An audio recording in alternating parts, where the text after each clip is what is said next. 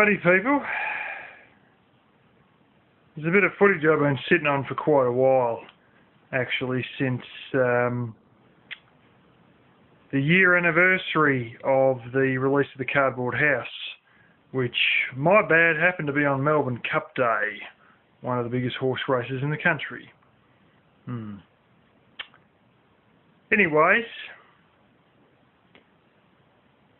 there have been problems with the Cardboard House. When I showed it close to a year from when it first went outside, not a year from its release date, I didn't really go inside and have a look at the ceiling. I didn't get up on top and have a look at the roof. I just walked around.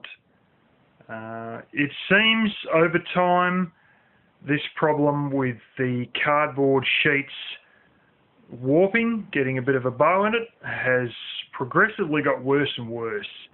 I'm not going to say that cardboard houses are not doable. I have had quite a number of different ideas on different ways which you could achieve a cardboard building, some which I believe would not be affected by this warping. Having said that, the material that was the cardboard, 40mm thick honeycomb cell cardboard that was used, was actually rejected by one of the two main cardboard players in this country.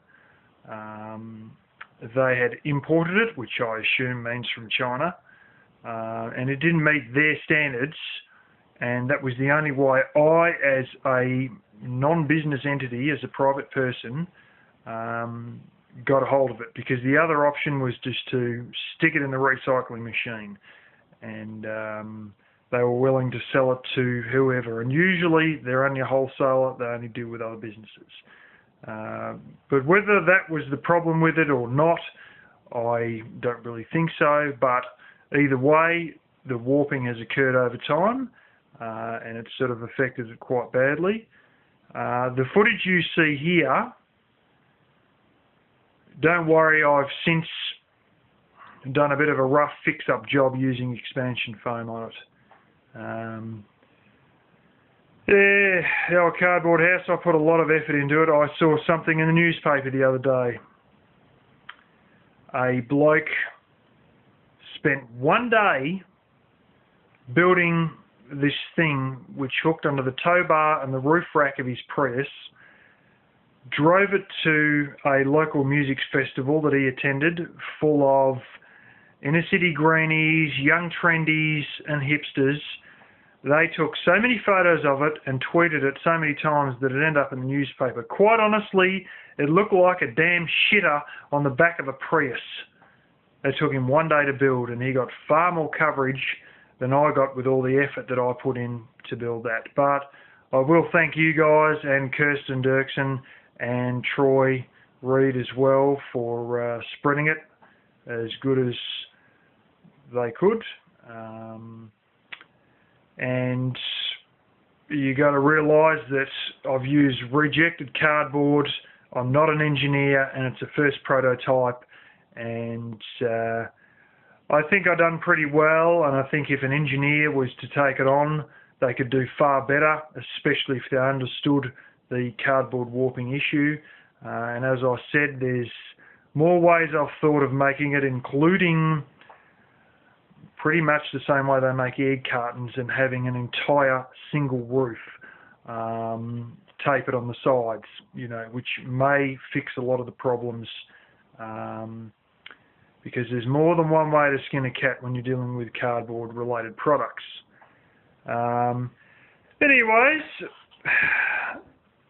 I can also tell you for a fact that a lot of these United Nations refugee camps are set up with very shitty plastic tents, some of which are not much better than the plastic that goes underneath concrete, a bit like that black plastic. The reason is that they're actually only designed to last 2 years in case the conflict ends, there's a ceasefire, and part of the ceasefire deal says that they're going to move out of that refugee camp into another region of the country, or something of that nature. So they deliberately build them to only last 2 years so that people won't stay on indefinitely, especially if an agreement's been made that they are to resettle in another part of the country. And for something like that, it may be very good, because those tents are deliberately made only to last for 2 years.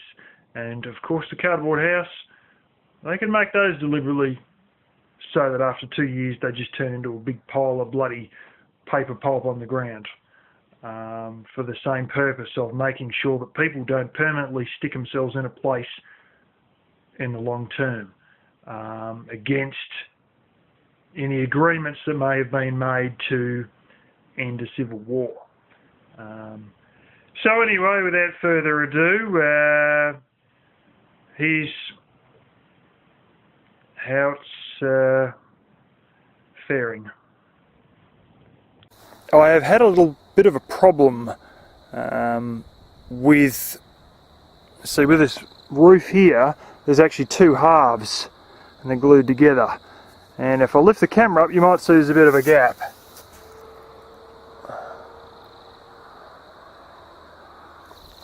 Now I have been getting that gap and putting silicone in, or I had been, at least up until autumn, and didn't do much in the, well, didn't even look at it in the winter or the spring, and we're only 2 weeks off summer now, so I decided to open it up, and it appears our little roof problem has become quite a problem.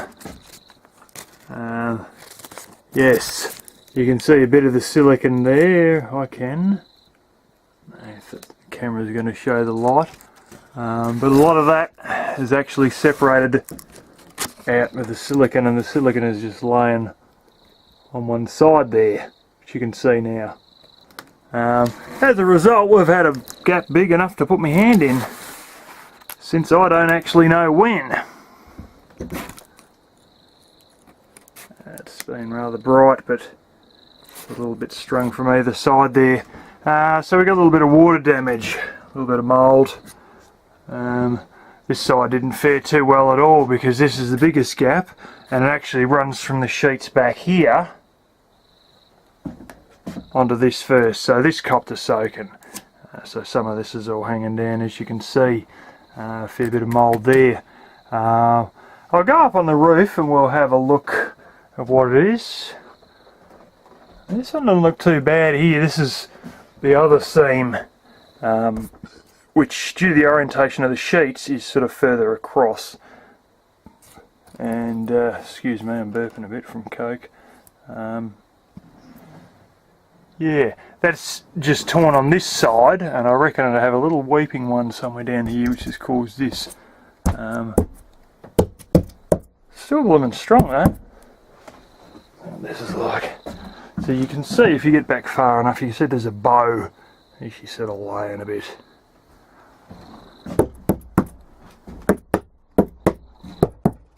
Yeah, it's retained a lot of its strength, but I do know that over time it's slowly been dipping more and more. You can see it there.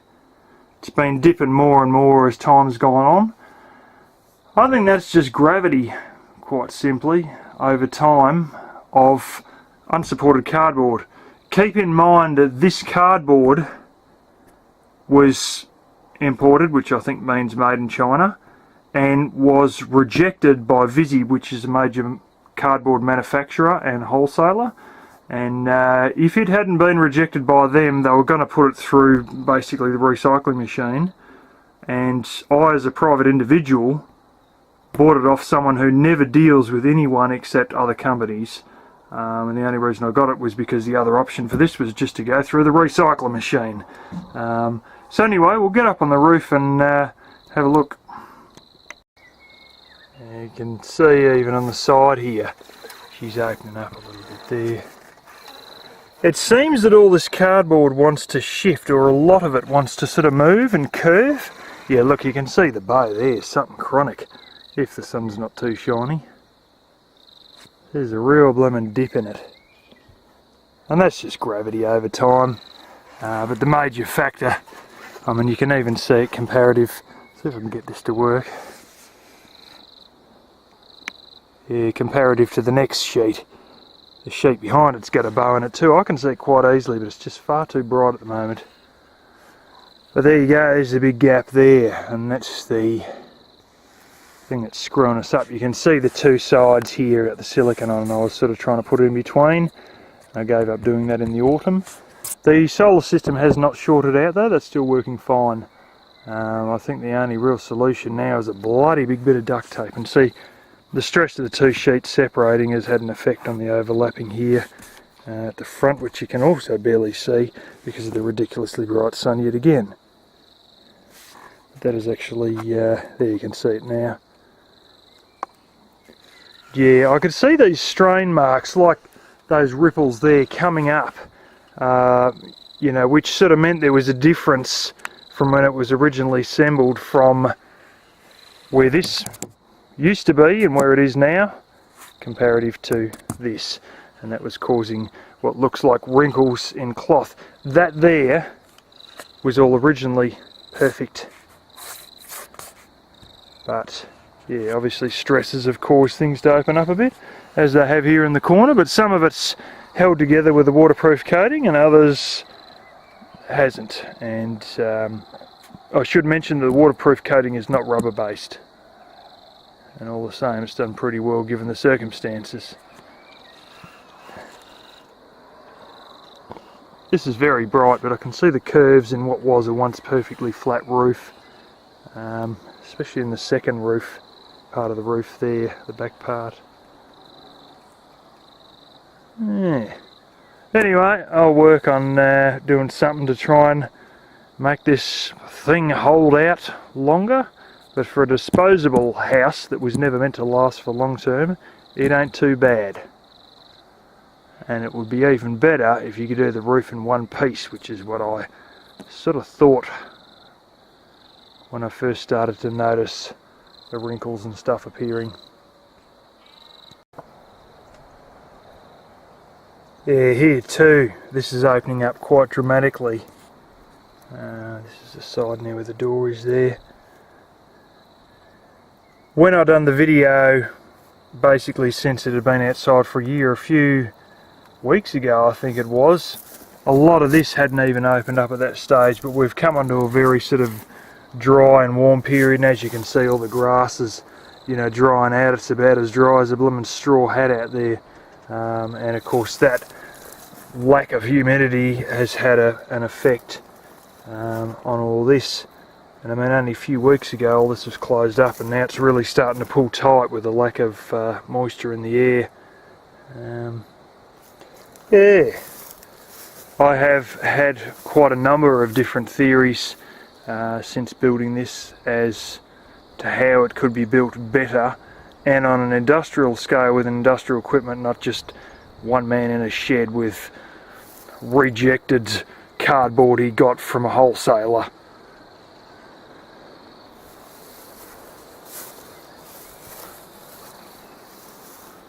Well, this side always seems to be pretty good. I don't know what the difference is, because from memory I think that side actually, that side wall around here went up